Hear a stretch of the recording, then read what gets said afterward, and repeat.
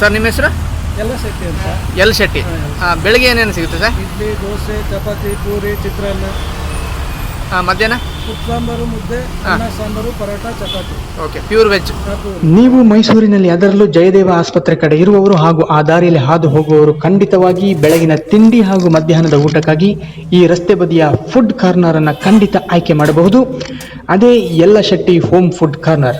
ಜಯದೇವ ಆಸ್ಪತ್ರೆಯಿಂದ ಹೊರಬರುವಾಗ ಎಕ್ಸಾಕ್ಟ್ ಆಗಿ ಬಲಬದಿಯಲ್ಲಿ ಕೇವಲ 50 ಮೀಟರ್ ಅಂತರದಲ್ಲೇ ಈ ಆಹಾರ ಮಳಿಗೆ ಸಿಗುತ್ತೆ.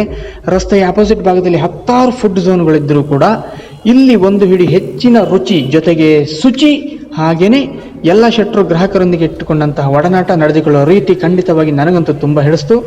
ಕ್ವಾಲಿಟಿ ಹಾಗೂ ಕ್ವಾಂಟಿಟಿಯಲ್ಲಿ ಯಾವುದೇ ರಾಜಿ ಇಲ್ಲದಂತೆ ಕೈಗೆಟುಕುವ ದರದಲ್ಲಿ ಉತ್ತಮ ಆಹಾರ ಒದಗಿಸುವ ಪ್ರಯತ್ನವನ್ನು ಇವರು ಮಾಡ್ತಾ ಇದ್ದಾರೆ.